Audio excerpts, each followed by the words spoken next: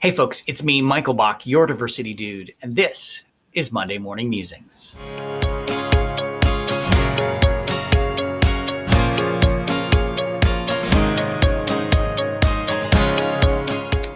Happy Monday, everyone. I hope this finds you well. I hope you had a nice weekend. So one of the things that I've been saying since the beginning of March is that we were heading into a bit of a problematic area with the pandemic as it related to immigration. We are a country that is highly dependent on immigrants for not just growth, but for maintenance. And lo and behold, an article came out last week on Thursday in the Globe and Mail, and the headline is "Pandemic-Related Immigration Slowdown Threatens Canadian Economy," RBC report says. And I'll post a link down below.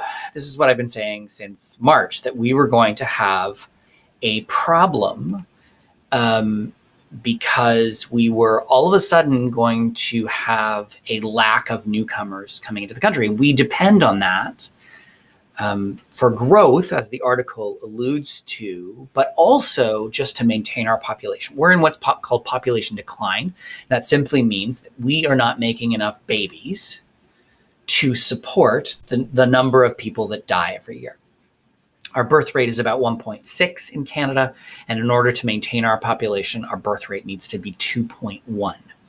So we're doing this in a population perspective, and that's why our immigration numbers are so high. We need about 350,000 people every year coming into Canada as adults so that we can maintain our population. Well, I guess not as adults, but anyway, these are the numbers we need. The numbers for 2020 are staggeringly low. In the second quarter of 2020, we brought in about 34,000 new permanent residents into Canada. That's 67% from what it was the previous year. The numbers that they're targeting right now have us about 100,000 people short of our target for 2020. And the result is not in 2020. We're not going to see that in 2020. We're going to see it in 2, 3, 4 years as the economy recovers. We will not have enough people. And for those of you that think that our immigration numbers are too high, you are what I like to politely refer to as wrong. And that's because of something called the dependency ratio. And let me show you a couple slides that we use in training at CCDI around diversity and inclusion. So this is a study by a guy by the name of Rick Miner, and he wrote a report called Jobs of the Future, Options and Opportunities. And in his research, he found that Canada's dependency ratio in 2010 was about 44%. And his research showed that our dependency ratio in 2036 was going to be 65%. Now, you're probably thinking, well, what the heck is the dependency ratio? Let me tell you.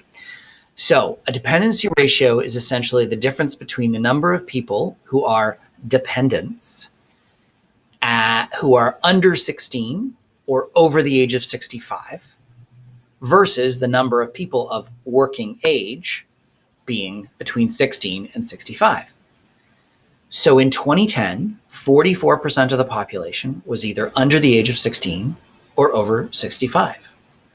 He's predicting that by 2036, 65% of the population will be over 65 or under 16, and as such, not working, meaning they're not bringing in income, they're not generating revenue for the country. That's not a manageable number. And look at the numbers for the Atlantic.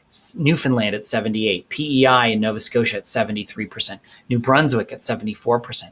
Those numbers are not sustainable. As provinces, their economies will crumble because they won't have enough people working in order to maintain their economy. Now, before you're thinking, well, that's 2036, we've got lots of time to fix this, think again. So here's what it was split between 2010 and 2036, right? We got a lot of years between. It's 26 years. So it's 2020 now. We have 16 years. But here's what it is today. The dependency ratio is almost at 65%. And we're 16 years off from his projection.